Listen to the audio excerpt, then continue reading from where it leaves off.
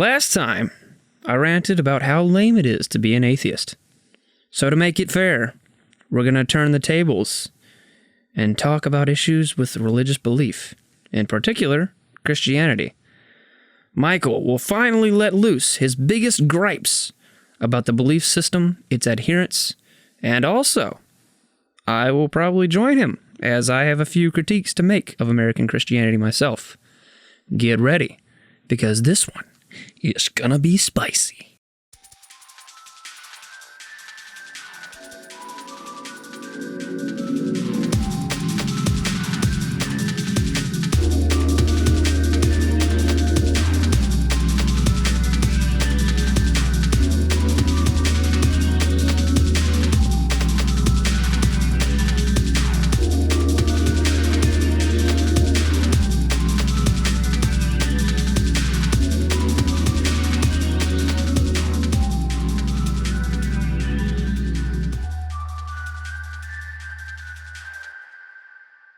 Hey, I'm Bailey. I'm Michael. And I'm David. And welcome back to the Facing the Gates podcast. As I mentioned in the intro, we are talking about problems with Christians. I should specify that it's not intrinsically Christianity so much as it is certain adherents of Christianity And the that power pose problems. In the U.S. especially? Yes, of course. That's in the title, Christians in America, because that's where our experience is. Also, as a preface, my personal issues that I'll be bringing up in this episode, of which I have 7, largely have to do with my own background and experience. Not all churches may have these problems, but many of them are issues with Christianity as a whole. Also, some of this may overlap with discussions we've had previously, primarily in the Problem of Christians episode. So when we recorded that episode before, I mentioned that was kind of going to be the issues at a broad, the broad scope of issues, and this is going to be the one where we focus in on specific things that we think are issues. God bless your poor bastard soul. Sorry. Did you hurt your sternum? My ribs and my back. Oof. I I love love center of my back. how you had to add the word bastard. You have to be 100% correct. Yeah. Anyway. I am a baby out of wedlock. Same here. Wow. All right. Join the club. That's why we had to start the podcast. That's the real reason. Anyway. You know it's not important. So one other thing I wanted to mention before we get into the specifics is, at least from my perspective, when I am going to critique certain aspects of Christians in the Christian community, it's coming from a place of love. It is, I want Christians to work on these 7 things and the churches to work on these 7 things. If anyone listens to this, I hope people take them seriously, because I want them to improve. It's not because I'm just trying to rag on Christians and roast them and tell everyone how terrible they are, even though I was joking about that being the case. I obviously do hope that these are things that can be implemented in scenarios if people listen to this, hypothetically. Just like last time when we were ragging on David, it's not because we're attacking David's belief system. Yeah, that was more of a critique of atheism. Yeah, and we're not necessarily attacking overall. We're just trying to pull some thought. Right. Make people the main point think. of that episode was to say, if you have a belief, have a reason for it. Yeah. The point of this episode is to kind of fix, hopefully, point out some issues with Christian communities and to provide potential solutions to those issues.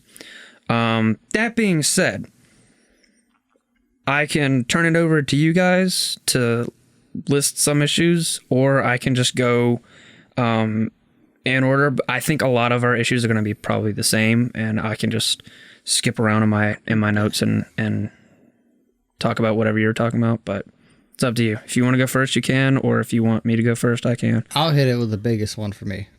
All right. What is it? And this deals with the problem of tolerance. Is the lack of, in certain Christian sectors, accountability. Yeah, And- I was thinking about bringing that. And justice of sorts on the earthly plane. Because, of course, we're not the final judge, we're not the final juror. But actions have reactions in this world. Yeah. And I don't like people in power, which this also ties into another issue I have. But Christians have been in power in America for as long as America's been here. Right. Different sectors of Christians over time, it has changed, but Christians in general Right. have been in power.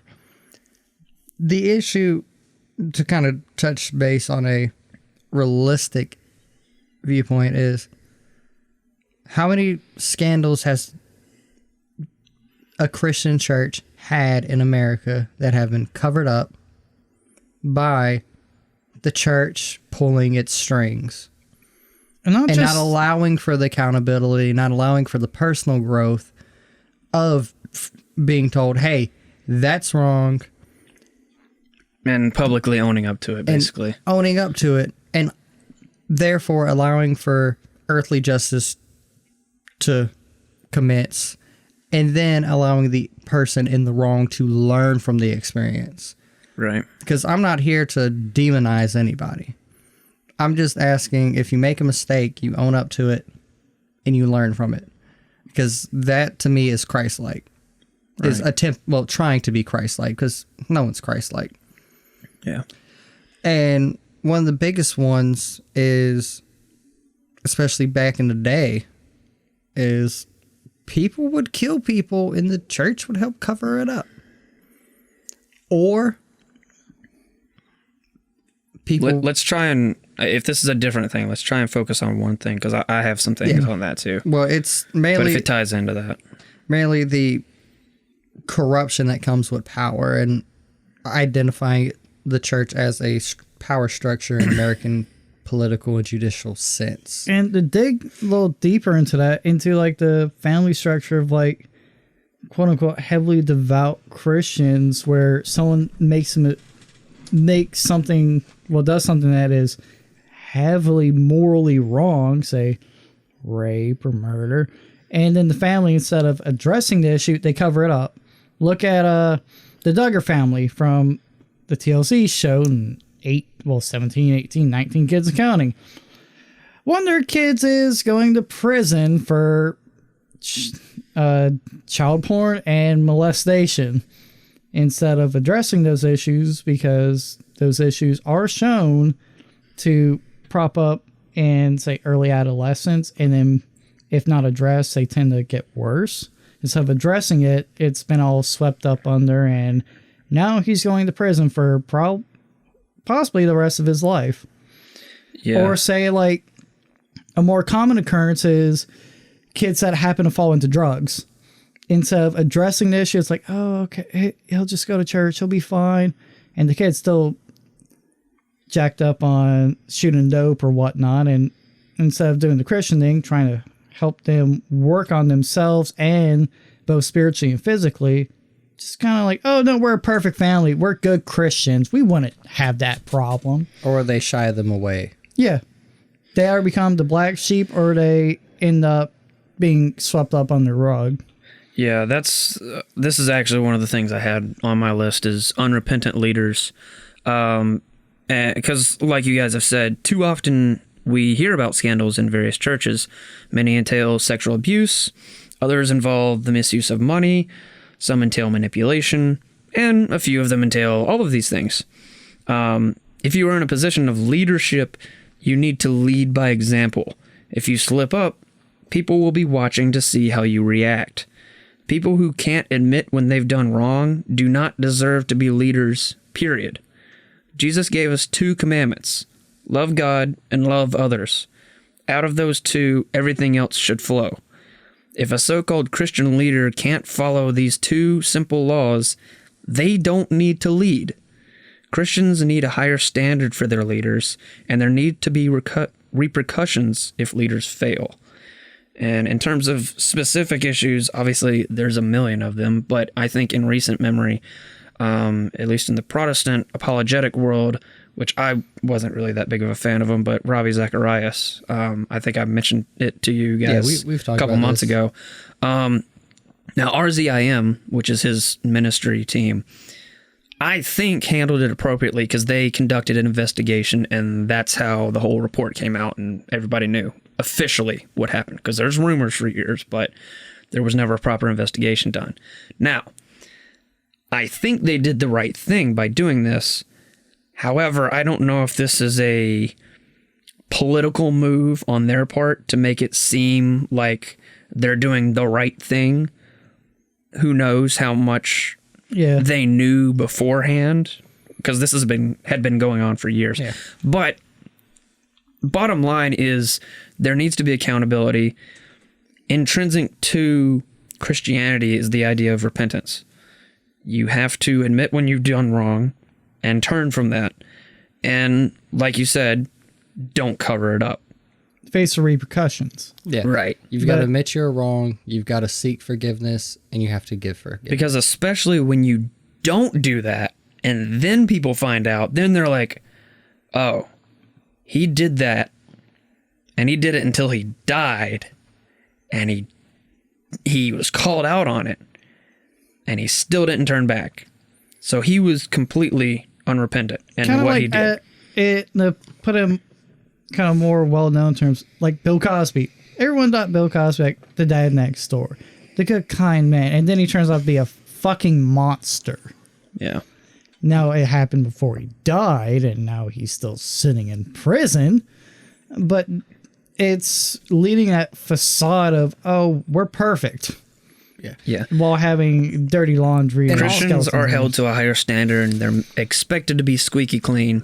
They're not going to be. Yeah. We just expect them to be because they're Christians. Well, not But just Christians, but anyone who is, because, like, for example, I might put you on a slightly higher standard, but it's because I know who you are. Mm-hmm. Where, say, someone that either is in a position of power or touts it, Yeah. I expect them because that's their expectation for me to view them as. Right. Well, that's what I'm getting at is a lot of the time, especially with celebrity pastor culture, where, you know, or apologist culture for that matter, we will put certain Christian figures on a pedestal, which is problematic in its own right because it's almost like idolatry, which is not an issue that I mentioned, but hey, maybe that's an issue.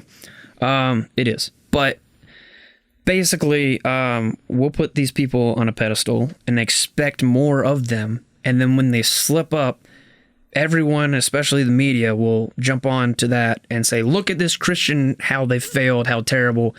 And yeah, it looks bad when you slip up, but it looks way worse when you slip up, don't admit it, and then it comes out. Yeah. And you act like you were perfect in the first place. And the biggest issue with this, and that's going to be a theme with this episode, is Christians who do this delegitimize Christianity because Christians are associated with Christianity. When people see Christians who are failures, they think that Christianity is worthless. Right. And also, to tie into this with another, do you guys have anything else to speak on this issue?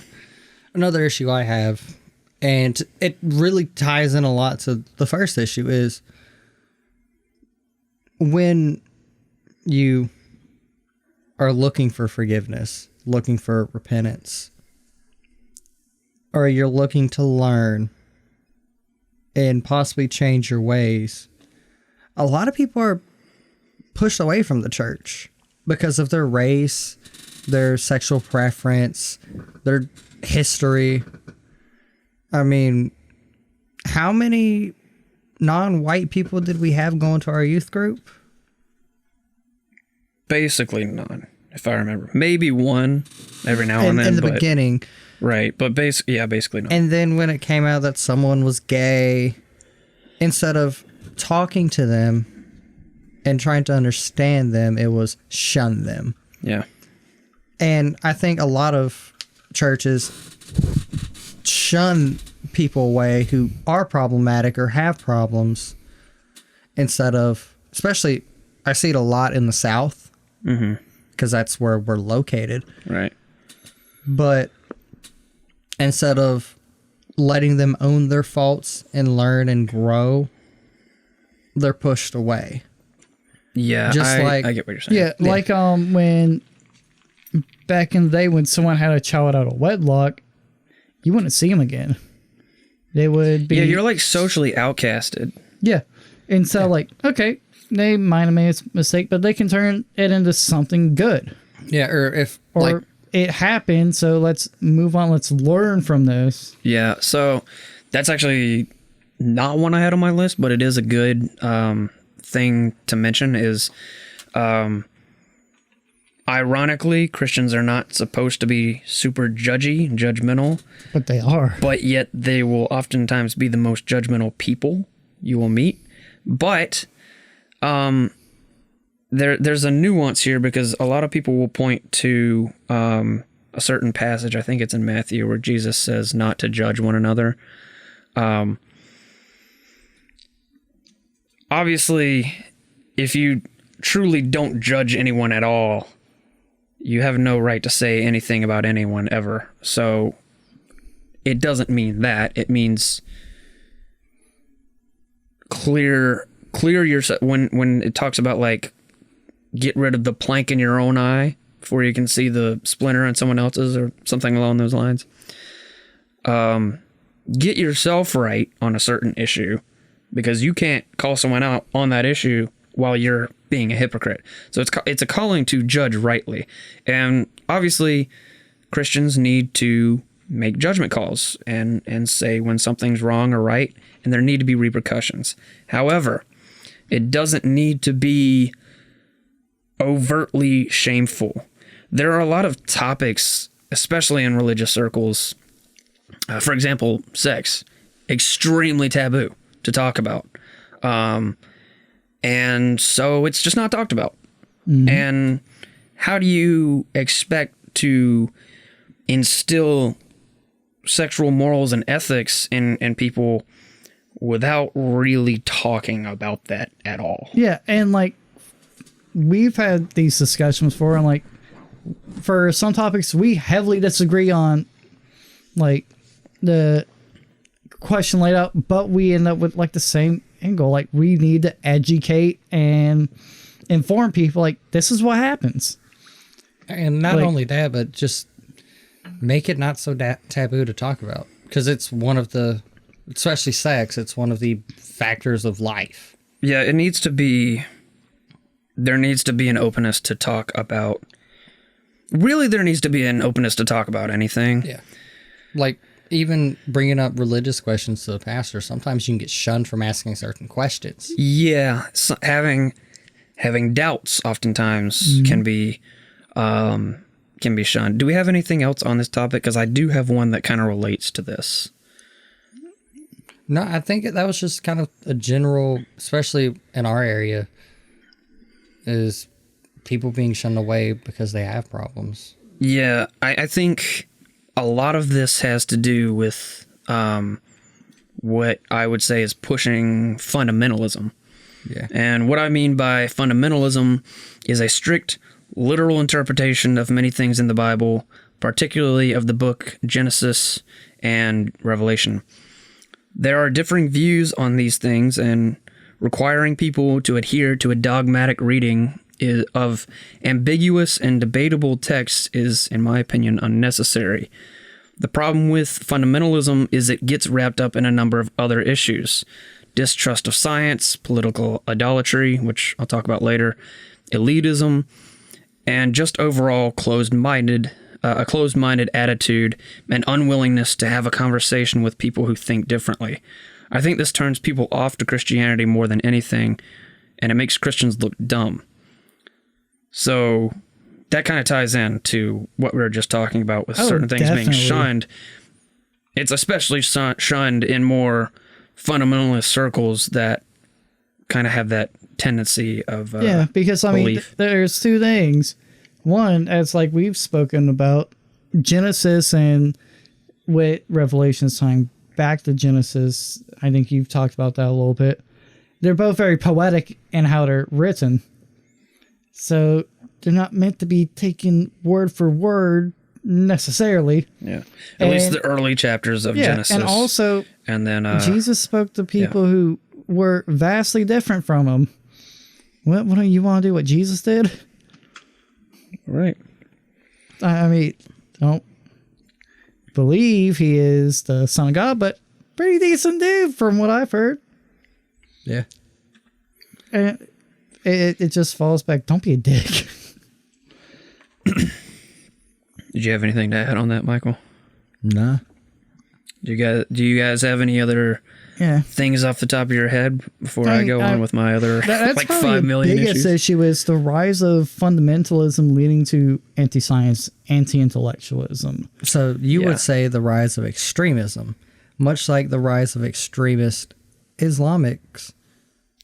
Well, I wouldn't say it's necessarily extremist, but it is kind of cultish. There are extreme sectors of Christianity in America. Right. We have to accept that. Yeah. And it's becoming a more prevalent problem due to the political ideology some churches will latch onto, which is a massive problem in and of itself. Which I'm not saying religion should be apolitical. It's okay to have a bias, but you shouldn't latch your spiritual beliefs on earthly means. Yeah, I if get that what you're makes saying. sense. Yeah, because I don't think a Republican or a Democrat are any more Christian than the other. Because that's just a dick measuring contest. Because when our Constitution was written, it was written for one man under God, created equal, with liberty and justice for all, with religious freedom. And in seeing that, people realize they're able to use religion as a weapon and use that to garner their political ideology into a movement. Right. And to get people to blindly believe anything they say because they attach themselves to something they already believe in. Yeah.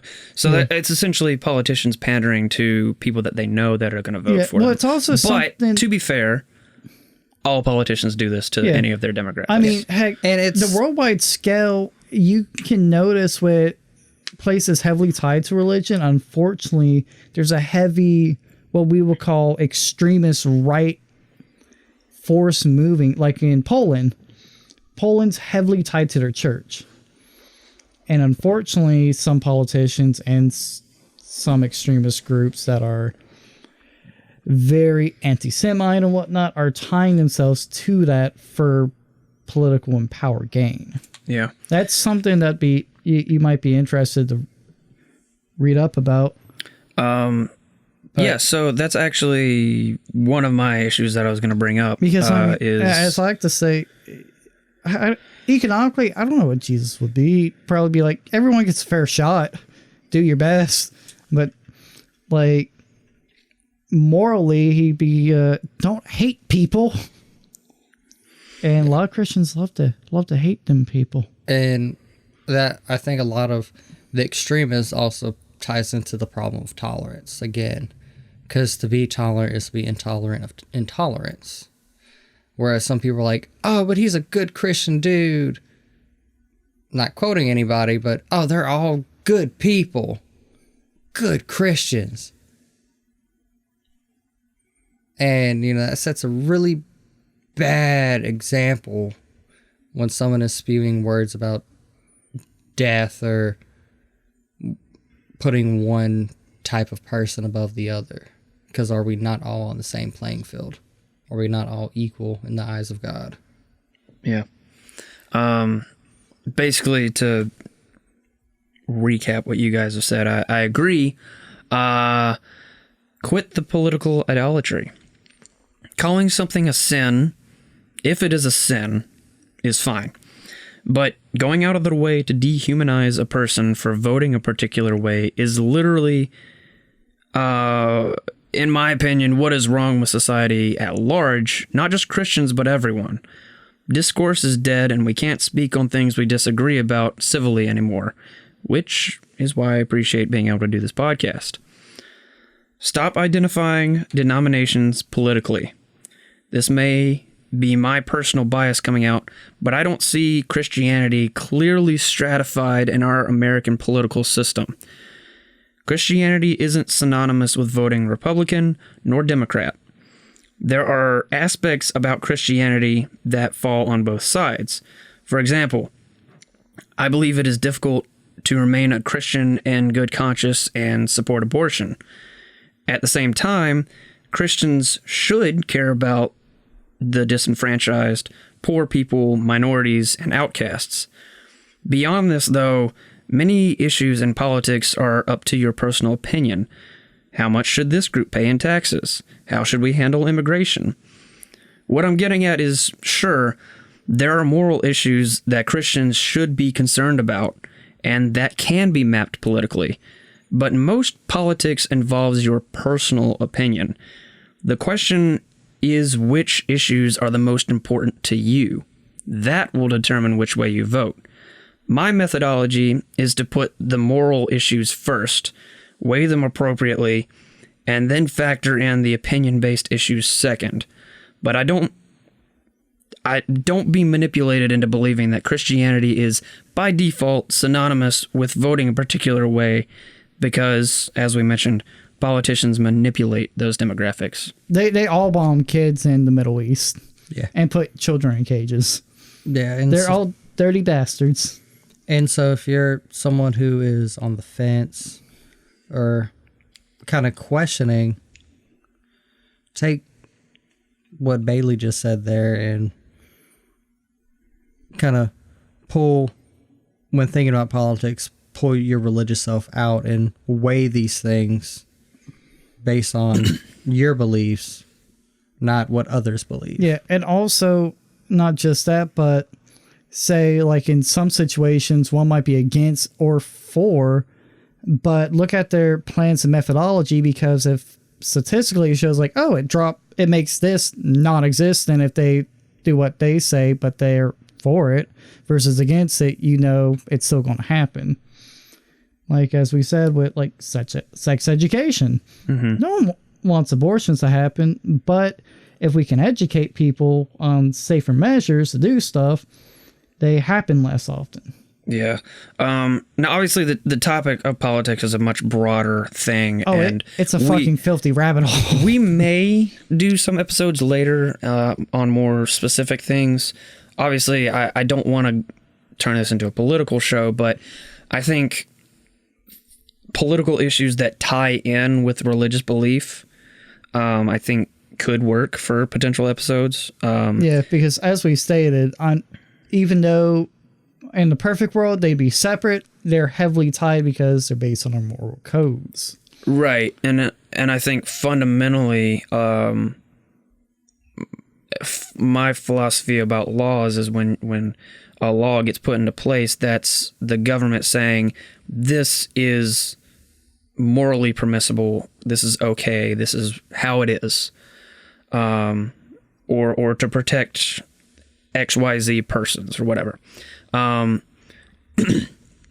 So when it comes to voting, obviously, in my opinion, I think you should put your moral issues first, and those moral issues will be informed by your religious beliefs, and whether you're religious, whether you're theistic or atheistic, your religious presuppositions, your worldview is going to come before your political opinions. And then, obviously, after you have formed that's going to put you at least somewhere on the map, and you can work your way from there. Yeah. And also, don't vote just because they say they're going to do something. Look at their plan of actions and see, because there's some stuff they could do that might go against some other or the same moral disposition you have. Yeah. Because it's not just like with religion, politics is not just a strict binary. But that's the thing. The main do point, your research. The main point of what I'm getting at with this is don't let people tell you because you're Christian, you have to vote Republican. Obviously, you're going to be heavily disposed towards a more conservative mindset because Christianity, at least the more orthodox forms of Christianity, is intrinsically conservative in many ways. But also, like, for example, up north, a lot of Christians vote Democrat because of the methodologies. Yeah. Where the South, it's more Republican. But basically, the bottom line is don't put Christianity and republicanism equal on the scale, because then that becomes idolatry. And don't put too much weight, as a Christian, don't put too much weight into politics, because people are going to let you down. And as Christ said, you can't follow two masters. Yep, and they're still going to bomb kids in the Middle East. Worship no idol above me. Thou shalt not have no gods before me. Mm-hmm. Pretty certain that's the first one. Yeah. First commandment. Big brain. Say so. I don't remember. Thou shalt. Well, no, yeah, it's. I'm pretty sure it's that one. But are we ready for another issue? Yeah. Is Michael got one, or? Oh, I do. I fucking Michael's do. got a lot of them. Oh boy. Another issue I have with modern day Christianity in America, and this has a lot to do with the media in general, is who Christians allow to become the voice of Christianity, or who the media allows to become the voice of Christianity. Your Joel Osteen, your I just blew away COVID. Kenneth Copeland. The dude that made a My Pillow. The prophecies Duggars. guys. Yeah, all of them fucking people. Granted, I think now, not trying to shit on Pentecostals or anything, but all those people you just mentioned are Pentecostal. What about Duggars? They're Baptist. I don't know. What was Donald J. Trump? Pentecostal. There's Technically, what is Donald Trump really? But Nothing.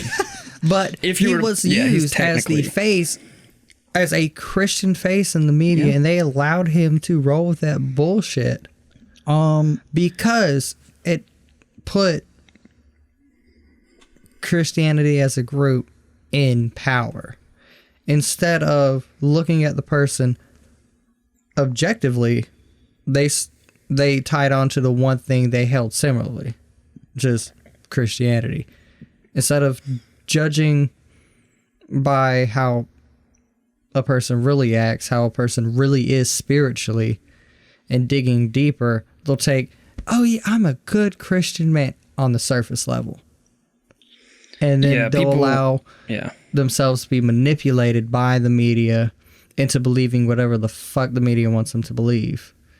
And that really puts a nasty taste in a lot of people's mouth, Christian, agnostic, atheist, any religious. It puts a nasty taste in your mouth when you see these bastards be put forth as the holiest of holy when they're no better than anybody. If not, they're probably fucking worse. Yeah, also another person. Where Christianity to me, not to cut you off. No, go ahead. Christianity to me is about your average man and the individual heart and coming together to represent something greater than yourself, instead of putting these people on pedestals to wrongfully represent your religion.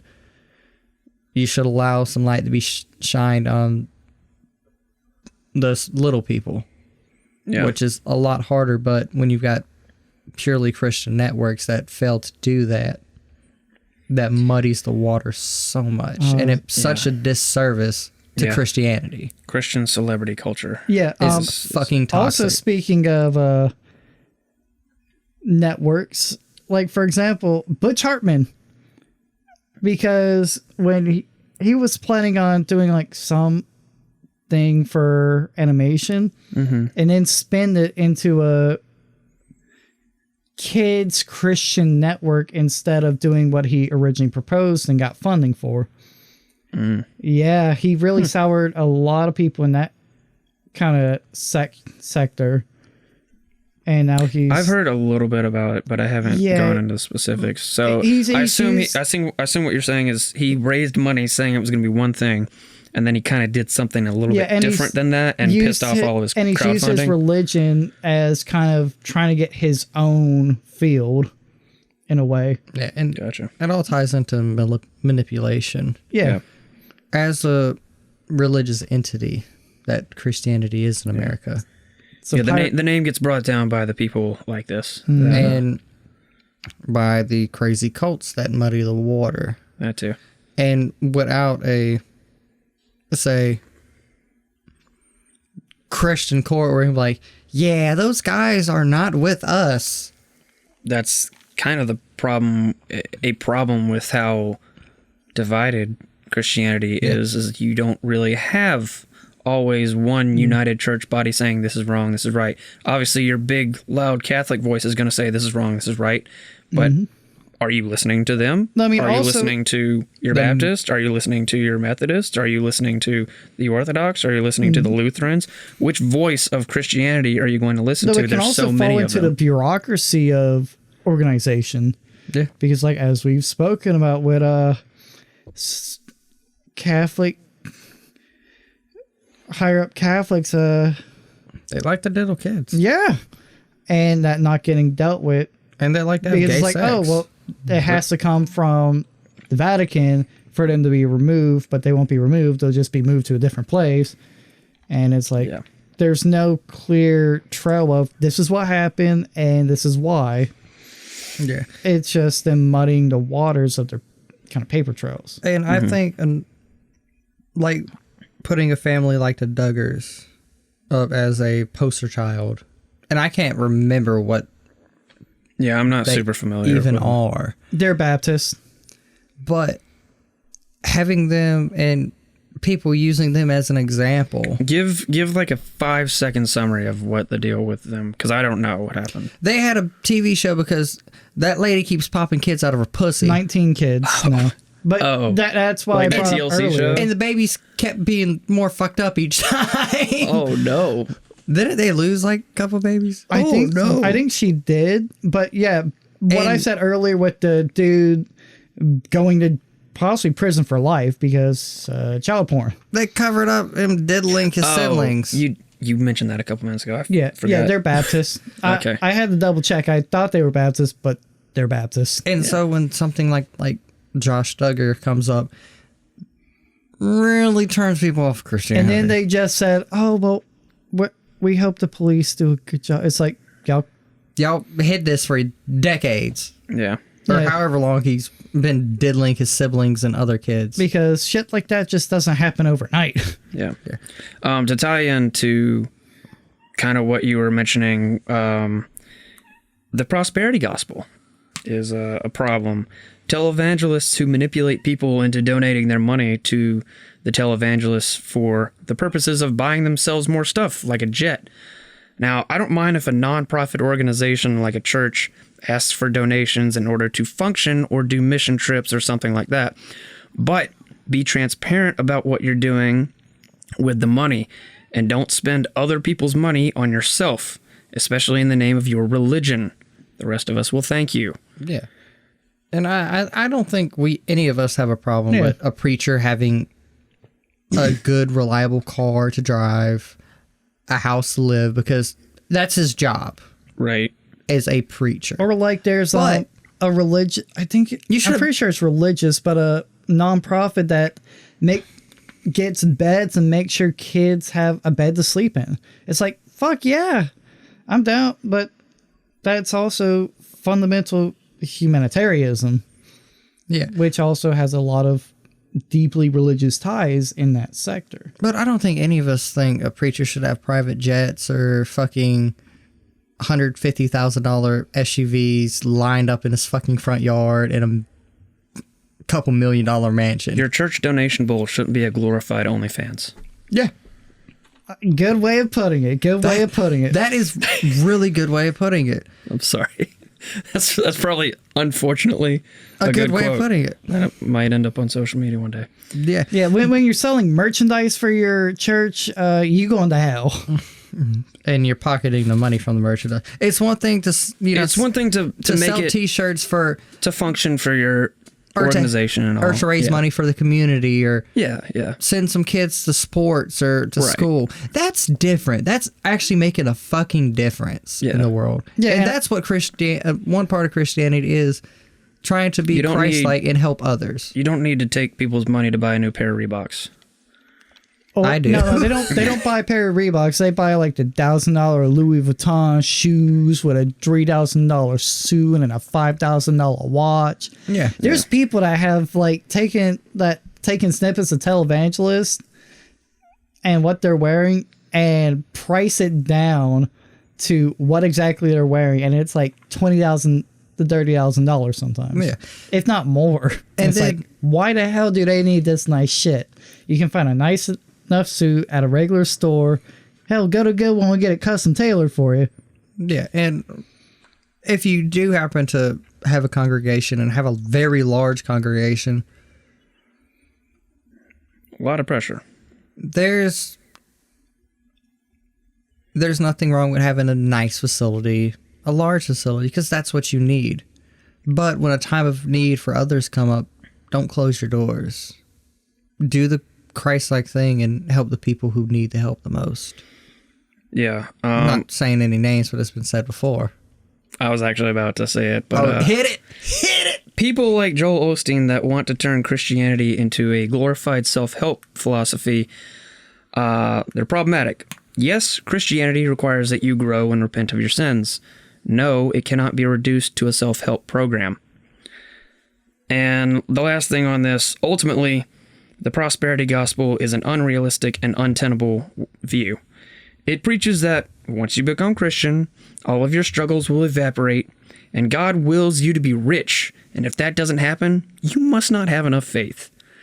All this will do is cause a Christian to doubt their faith every time they experience trials, or just manipulate them into believing something.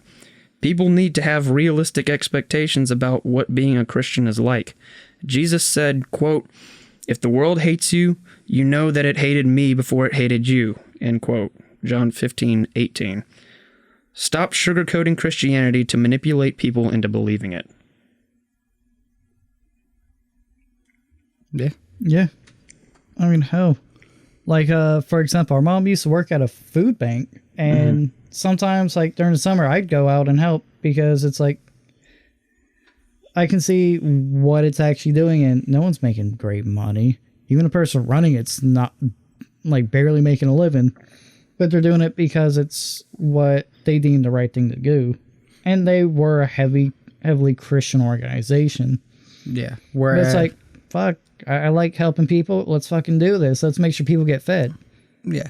Whereas a good friend of mine worked for Salvation Army as a social worker and trying to help people either stay housed, food, find housing, fight homelessness, find rehab, but then seeing how dirty that water gets because someone doesn't want to do some paperwork, but yet they want to preach at you to give them all their money. That really does a great disservice to the amount of good that an organization could bring into the world. Yeah. But are we about ready for the next point? Yeah, so I actually wanted to do kind of the opposite of the despair of the I did a Freudian slip there, sorry. The opposite of the prosperity gospel, the despair gospel. It's almost as horrible as the prosperity gospel. The despair gospel preaches fear to motivate people to make a decision out of fear alone. These are the ones who preach about fire and brimstone of hell, how much Jesus suffered on the cross, how horrible of a fallen sinner you are, etc. Now, I'm not denying that these things are true and can be powerful tools in guiding you if delivered properly. But there are some churches that preach on negativity constantly, and it becomes what they are known for. Methodist, Baptist. Small doses are necessary, but an abundance of negativity or positivity is unrealistic. Like many things in life, the answer is somewhere in the middle. The classic, you're going to hell. Yeah. That's You do this thing, you're going to hell.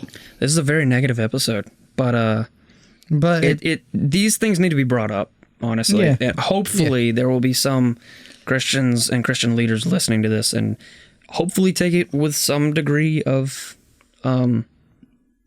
seriousness. Yeah, and just Again, the point of this is not to rag on Christianity and say it's terrible. I'm Christian. I want these things to change. Christianity isn't terrible. It's the organization and the structures created by humans. Yeah. And also the other thing is, this is, in many ways, these are barriers of entry for people like you. It's very gatekeeping. Yeah. It's like, well, I might want to become Christian, but there's all of these problems with Christians. So why would I want to join that club? Hell, I mean, I I've think been that's told, probably some of the things that might be going through your mind. And I've been walking on the street, and just because how I dress and like having like, I'm going to hell immediately. Yeah. Or like they ask about religion, I'm like, I don't believe in anything. You're going to hell. It's like, I don't believe it. I've been told I'm going to hell because one of my closest friends is gay. Yeah. Because you associate with someone who's gay, therefore you're going to hell for them. Makes sense. Or Makes total fucking sense. Or we're going to hell because we know people that Guilty have by killed association. themselves. Yeah. And whenever you guys ready for next point. Or like, oh well, your family says you're going to hell. Yeah. You have one, so I'll let you go. I have two more on my list, but you've got a couple that I didn't have, so.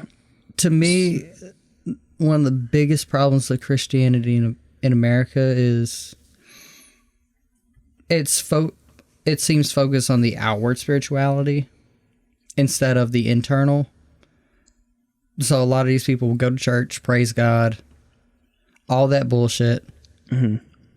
But it essentially means nothing. There's nothing internalized about that. There's no questions asked. There's nothing learned. It's just, oh yeah, a circle jerk of, oh yeah, God's good. Jesus died for our sins. Don't kill people. See you in heaven. Instead of doing what we're doing here and breaking down some of these barriers and trying to understand the ideals and viewpoints and scriptures, it's just kind of same thing every week. No, everyone's afraid to ask questions unless it's the same fucking questions that the preacher's already going to ask. And if you ask the preacher, blacklisted questions. and then if you go to the preacher, sometimes you're just given that. What is it? You know exactly what I'm reaching for. If you ask a preacher a question and he only has the same answer, what is it called? God, you said it last episode. Like if he says God as the answer. God of the Gaps. God of the Gaps. Fucking A. Or sometimes preachers don't even know what they're talking about. Yeah. And it also... And that goes back to one of the issues we mentioned earlier. If you're a leader, number one... Lead by example. Yeah, lead by example and own up to your mistakes. But also, be knowledgeable. Because people are going to look to you for that knowledge. And if you don't know, let us know and be like, I'll get you next week. Don't worry about it. Yeah, if you are not at least like basically informed on some of the thing, like the basics that people would ask, you might not need to be a leader. Yeah. If I'm going to be honest with you. And because at the end of the day, Christianity, even though outwardly it is very social, very community driven, very congregation driven, it lies on the inner self. Yeah, it's both and. Yeah, I forget because it's you in the singular accepting Christ into your life and trying to live Christ-like. I think a lot of in America Christians lose the plot in that at the end of the day it's mostly about your relationship between you and God. It's not your relationship with the preacher, not your relationship with the congregation, not your social standing and everything. It's ultimately about your salvation. Yeah, and I would add like an asterisk to that and say those relationships are important. Yeah, but they're not as important, and they're not the thing that you should be. Yeah. You shouldn't be trying to gain external social approval over an intrinsic relationship with God. I get what you're saying. Next episode, we're going to be talking about why would you go to church? So, I mean, this topic will probably be discussed in that. I guess so. There is like an individual aspect of it, which is important. But as I've learned in my experience, the road will start to veer off, and you won't really have much more to drive on that road after a while. You do need a community of people at a certain point. So there is a place for both. Community it's just feeds individual.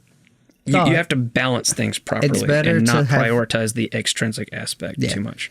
And you need to have a good foundation to build your house upon. Because if your house if you just put up a frame on sand, it's going to sink. And so if you don't have that personal relationship with God, then you going to church means jack shit. You saying it means nothing. Those are empty words. And to play devil's advocate, though, if you're, say, Michael, and you're looking into Christianity, and you're not necessarily a Christian, but you go to church, there's nothing wrong with that. Yeah, there's not. There's nothing wrong with going and learning and not necessarily believing or agreeing with everything, but it's part of that process. But if you call yourself a Christian and you're really just going for social reasons, shits and giggles, you're not a Christian. That's not why you should be going to church. And I think that's one thing that's pushed me away, because my relationship with God is very personal, and that's kind of how I've built my journey as I've gone along, is building that relationship first, and then when I find out where I fall along the spectrum, I can then build that communal relationship and allow that to strengthen the house I've already built. Yeah, that makes sense. I mean, I've kind of done the same. Yeah. Instead of building the house and then be like, fuck it, it'll go where it goes. Well, it also kind of falls into like, for example, like when, as you have conversations, something pops up and Michael's like, okay, I'm gonna look into that. Then it's like, okay, now I know what I'm talking about. Continue on. Something else pops up.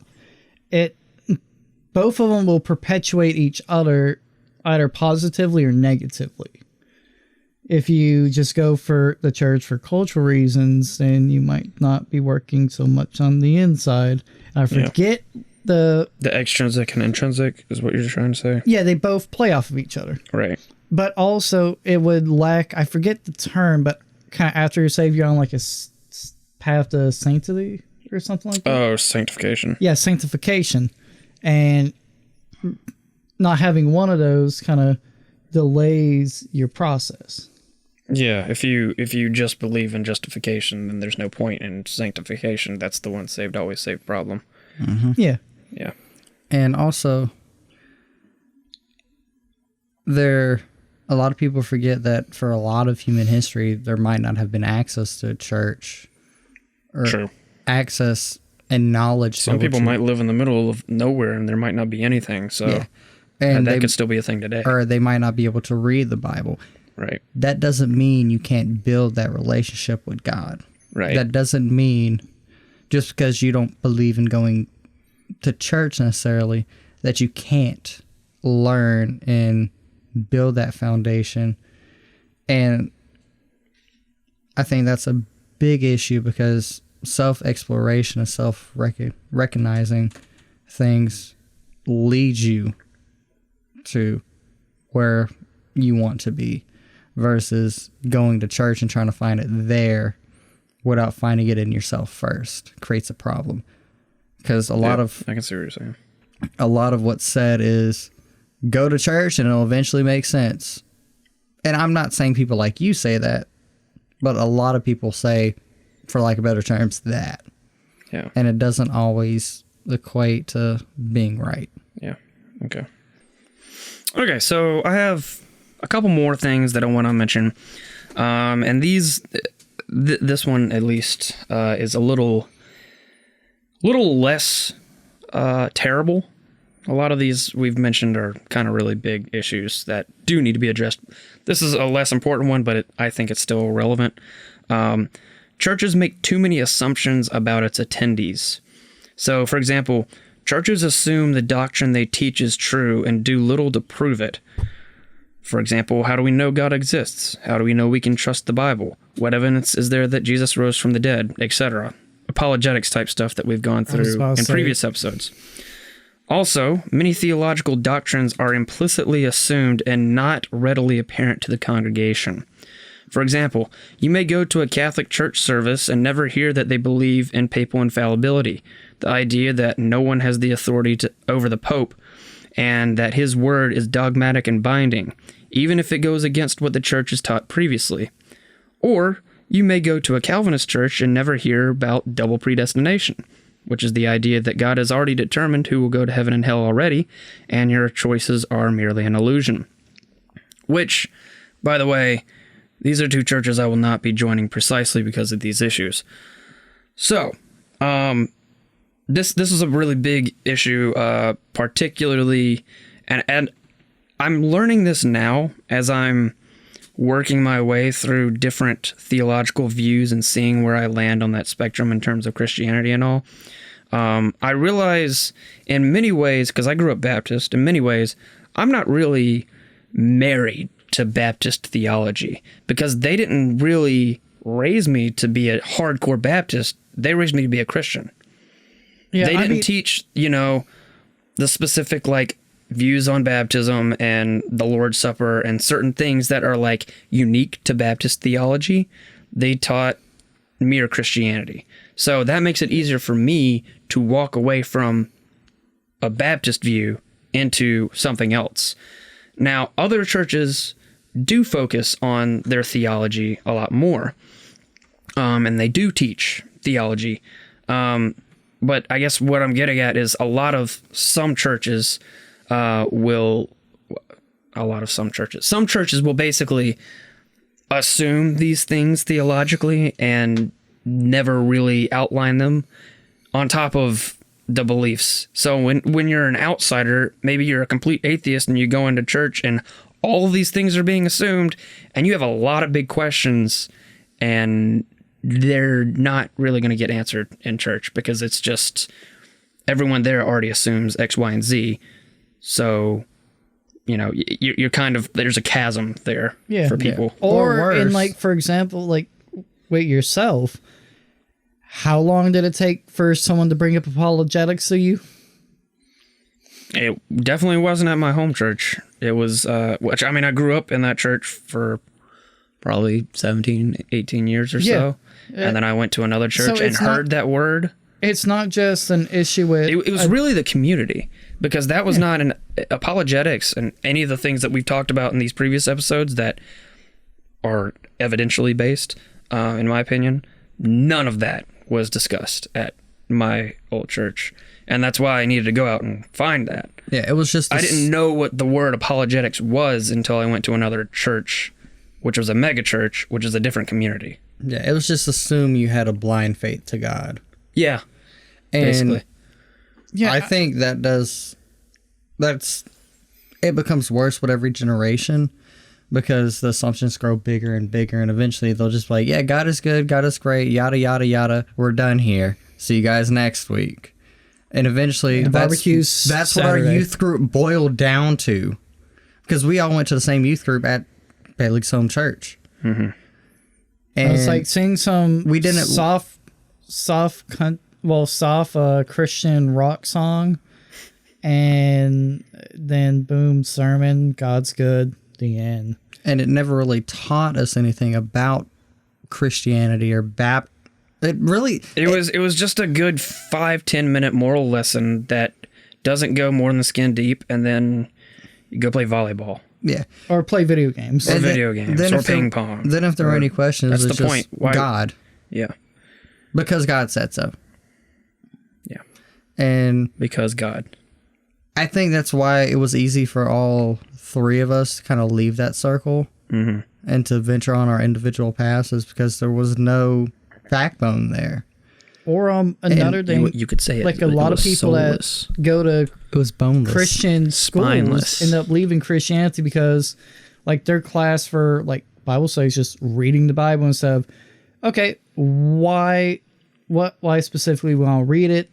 The What history was going behind on in what the was culture at this time? the moral stories behind it, yeah. the lot, instead of the deep questions, says, oh, just read it.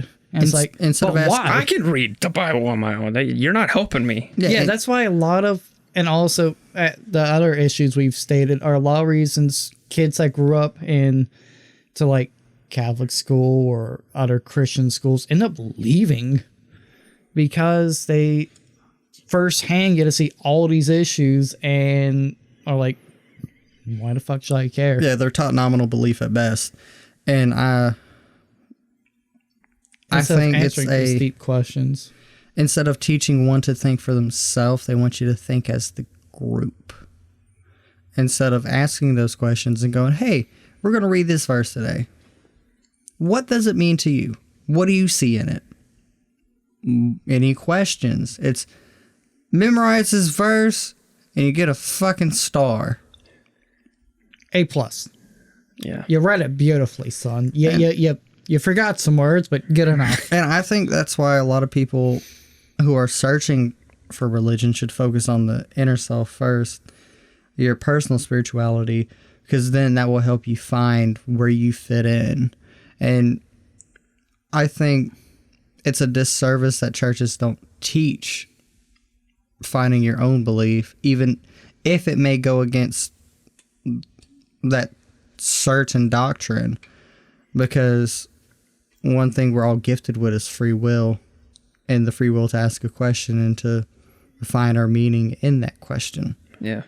And by trying to blindly indoctrinate people, it does a massive disservice to Christianity as a religion, or Islam as any religion. It does a massive disservice to. Or like if they're teaching like a certain section of the Bible, like here's the history behind it, here's what we believe doctrine wise, and then here's other interpretations, and here's kind of the Here's what we believe and why. Yeah, and here's the compare and contrast. Right. There might be here's a gap we have, but it's backed up by this and this and this, and then they have this and this and this.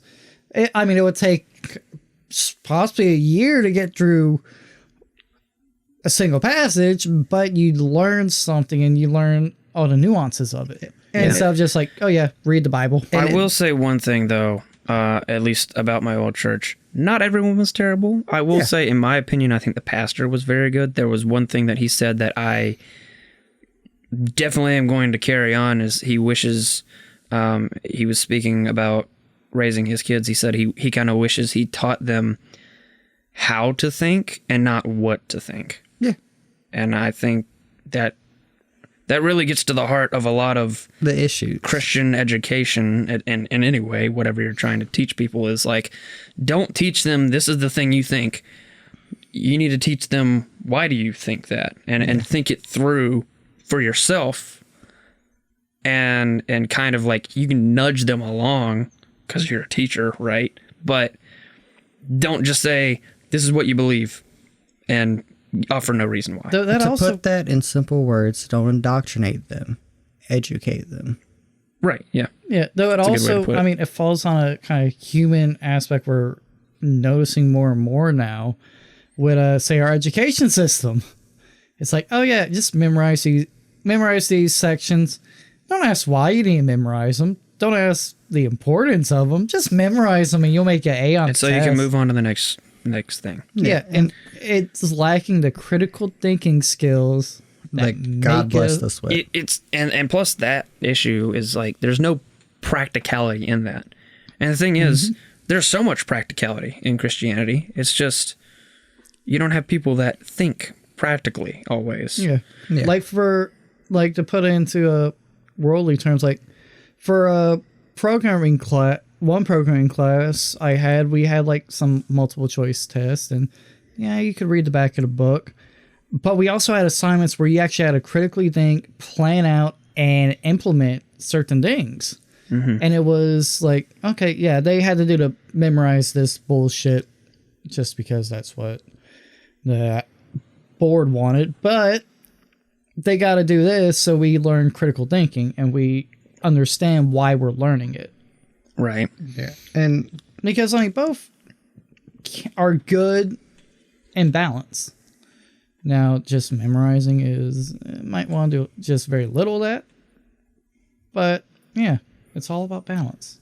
And one last note on this is a lot of the issues I have stated before with Christianity ties into this issue strongly, because people aren't taught to think for themselves. They're taught in kind of the group mentality, and a lot of assumptions are made. And so that allows for political powers to overreach and to kind of blend in to the church and to manipulate people and allow them to be easily manipulated, because we're not teaching people how to think. Yeah. And Gotcha. I think that's also a societal issue. Yeah. Yeah, and Just to kind of tie in my last issue is it ties in with this. It's a lack of education.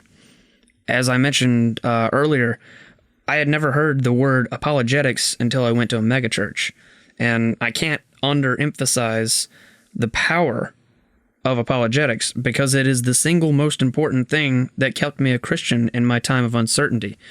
For reference, everything that I've discussed up on the podcast up to this point can be considered apologetics. It's an intellectual, offensive, and or defensive case for Christianity. Without apologetics, the average Christian is not adequately prepared to handle opposing worldviews, beyond pleading ignorance. It's like going to war without a weapon. And we also mentioned this earlier, some churches even shun intellectualism. If only they knew how many of the world's greatest innovators that were Christian, like Francis Bacon, who invented the scientific method, Sir Isaac Newton, who was a physicist. oh, but he was a naughty Christian. But he was a heretic. He didn't believe in the Trinity. Anyway. Yeah, that's a weird tangent we could go into. Yeah, well, different discussion for a different day. Johannes Kepler, who discovered planetary motion, among many, many others, and how much of a profound impact those people had on the world. Not to mention, this is opposed to what the Bible teaches. Quote, an intelligent heart acquires knowledge, and the ear of the wise seeks knowledge. Proverbs 18:15. And basically, the last part I have on this is many churchgoers know very little, if anything, about church history. It took me going to college and seeking out an ancient Christianity course, which I only knew because I had the professor before and she recommended that I take the course, to even know that it existed and to learn about church history. It is important to understand your religion's historical views and shortcomings, as well as what it did well and what it failed at, in order to succeed in the future. So overall, just teach people. Yeah, like as we spoke previously, like the church, especially with science, it was like for a good while the leading innovator of science and discovery. But as other people have been like, oh yeah, we'd love to learn too. It's like, yeah, well, we're going to do something different. God doesn't want us to learn. Yeah. And that's a more fundamentalist, recent American thing. Yeah. In terms of overall church history. Yeah, I mean, as I said, like, But for ever people since around this- here who don't know anything outside their Baptist bubble, they're not going to know that these other things out there exist. yeah, or the underlying influences, like major influence for American Christianity is the Cold War. Because Russia, the heartless, godless, communist, we're going to be good Christians. That's why we put "In God We Trust" in our bills, and we've seen the rise in conservative Christians. Well, not conservative, but more fundamentalist Christians and political power. Yeah. And And it's kind also, a political opposition to what was our enemy at the time, and if not right now. yeah, and also Puritanism and like some fundamentals within. Yeah, and also with the rise of different technologies, people fearing it played a heavy part. And it also seems that Christians have allowed themselves to be reactionary instead of leading the path. With a lot of those issues, even in the modern day, the anti-intellectual, it's not because in the past it was an issue, but because, oh, this or that. Oh, well, I'm going to believe the opposite because fuck you and your beliefs. They're just pulling an Amish with extra steps. Yeah. And the last thing I want to say is it seems the one thing people would say will lead you further from Christianity brought you closer to it and brought you closer to true meaning, and that is free will and free thought. Because you have taken that power that has been bestowed upon you, and you have used it to learn and to exercise your thoughts and your beliefs. And that's what separates you from the issues we have stated. You have found it in yourself to explore and to ask questions and to understand you're not going to get all the answers, but you're going to look for them, damn it. That's what fucking matters. And that's what we call a big brain move. And Thanks, guys. I think that's free will and free thoughts brought me closer to being more spiritual, more religious, because I've sat and I've thought. And for any of you people who say, oh, well, if you actually think about it, this, that, or the other, it's all personal. Don't be a dick. If you think about it, doesn't mean you're going to end up Christian. If you think about it, doesn't mean you're going to end up atheist. It just means you're going to come closer to what you really believe in. yeah. And if that's anything positive you can take from this episode, Yeah, it's been, think for yourself. yeah, it's been, Education is key. it's been very negative and depressing, but these are important points that need to be brought up so that people can be aware of them and fix them. And it's not just and in... let me not be like the guy who is claiming to be the perfect Christian and pointing fingers at all the other dirty, non-perfect Christians. No, I've got plenty of problems and I need to work on several things, but You're working on it. these are the things that I can see as an insider. Michael has brought up some things that he can see as an outsider, and we have roughly probably a dozen issues here that could be fixed, and if they were taken seriously, the face of Christianity in America would completely change. It would be... The whole cultural view of Christianity would flip if these things were taken seriously. Yeah, it and would also allow- it's not just with Christianity either. With a lot of these issues, I mean, with like the televangelists, there's Islamic televangelists, and they say some really fucked up shit. Or edgy atheists. Yeah, If you can really take a lot of these points in America, You can apply them to a lot of different people and groups. yeah, it's just Christianity is a prominent religion in America. Right. And so it's even more shown these shortcomings. And us as Americans, and Bailey's Christian, I'm the outsider looking in, and David's outsider looking out.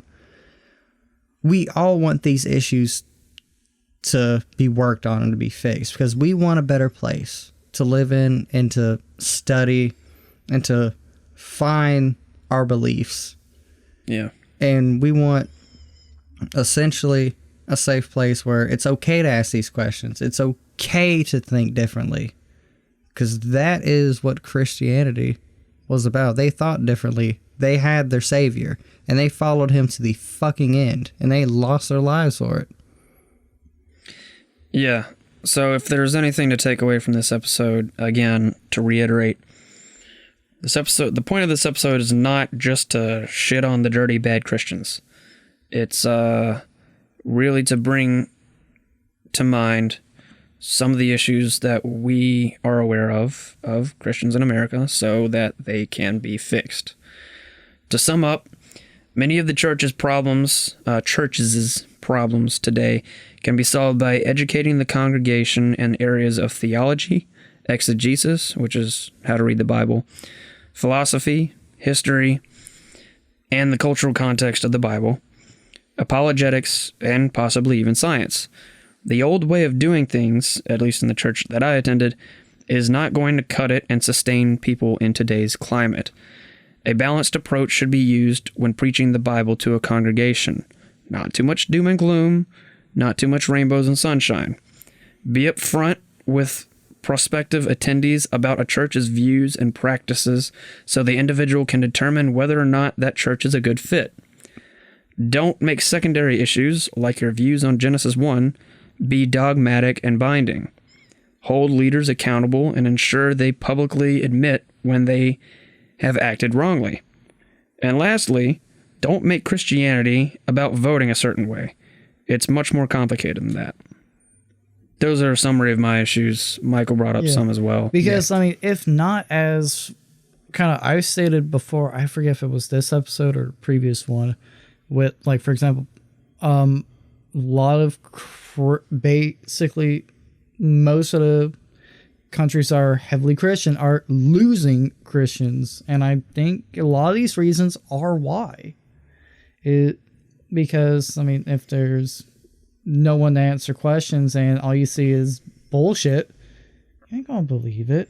Yeah. No, If I didn't have answers for these questions, I probably wouldn't be Christian right now. But they're all just kind of stuck in, like, I don't want to be a part of this shitty thing when there has to be something better. Yeah, it's time we take that rock and we polish it up and we show that it truly is a diamond underneath.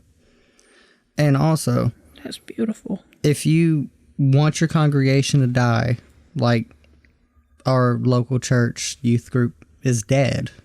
And yeah, I'm pretty certain there's no one. Well, I mean, maybe there's like one person, because I knew he was like younger than us and not quite in the youth group, but there's nobody. There's no youth that go there. And I feel like that church in the ending of itself has gaps in. Also, if your church has age gaps, like there's certain groups of ages that are missing, your church is dying. Yeah, and I feel like that church is on its way out. If you don't want to end up like that, and you don't want your religion, Christianity, or whatever your religion is, to end up a thing of the past, and you truly believe that this is the way to salvation, practice some of these things and just try to make your religion a little bit better. You're just one person, but every little bit counts. If everyone does that, you're shining a fucking star. Yeah. Shine bright like a diamond. Like, for example, with our church, a good chunk of the people we went to church with ended up like going dark paths in their lives afterwards. Yeah. And it just makes me think, what happened if like the church was a positive influence on them and taught us something? And I don't want to I know we've been low key, high key bashing my old church, but in many ways, I've heard a lot of people that are like, well, that church was there for me in a rough time, and they made a community for me, and it made my life a lot better. So it depends on what, obviously, different people need different things. And it's a generational gap, because like with a lot of our generation, we have a lot more issues we have to face now. And a lot more information on our hands. Yeah. Yeah. Whereas... But as you said, with the generation, if you have different age gaps missing, that generational gap, and like, because at a certain point, a lot of people just kind of tune out, do their own thing, and like, okay. And that leads to like issues we've noticed. Yeah. So and as you get older, stay in tune with them kids and the younger people as well, because you might be able to help them out and give them a guiding hand spiritually, mentally, whatever. Yeah. And as I've said before, you can learn good things from anywhere if you really look for it. And there's been some things that people at that church have said that have stuck with me for the rest of my life. Same, yeah. But that means more. I don't want to see the good fade away into nothingness even more. Even though I'm not a Christian, I'm not Baptist. Damn sure not Baptist. But for people who are, I want there to be something, and for them to be able to learn and understand and appreciate.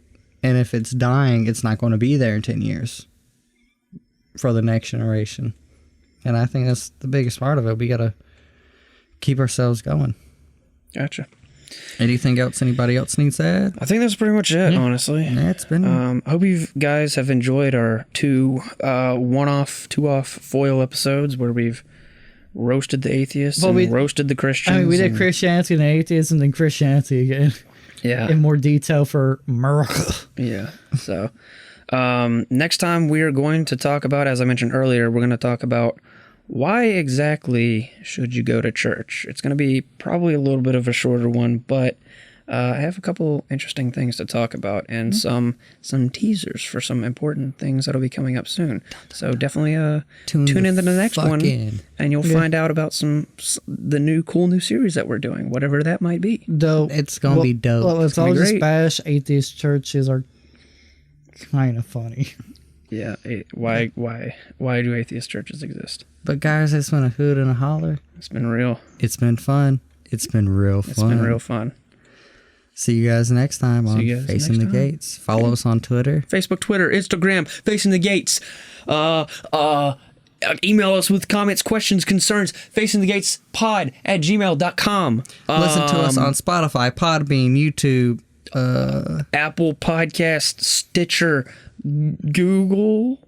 There's so many. I can't remember. Google Podcasts, iHeartRadio, Pandora. Pandora's a big one. Which is surprising. There's Listen Notes. There's so many. Just there's find a bunch us. of them. Basically, And shout out to my Russian boys. yeah. Yeah, shout out to our international viewers. Thanks, international crew. Thank you guys for listening. If I'd known Russian, I would say something for you. And share it with your friends if you've enjoyed this. If you know a Christian who will not be offended by the bad words that we've said in this episode, Which they shouldn't. Fuck it. If they are, send it to them anyway. yeah, send this episode to them and be like, hey, these guys have some good ideas. We should implement these things. Send it to your preacher. Send it to your congregation. Send it to the Pope. Send it to your grandma. Send it to the Pope, please. Send it to the Pope. Send it to the Pope. Just I want to get an Italian letter from him back and be like, why are you guys shitting on us? Fucked up. And he's just asking us like how he could change the Catholic Church TV logo. Pope just says, you guys suck. And that's all that he wrote. Now he goes, pull up, pussy. What you gonna do about it? But he's got the official Catholic seal on it.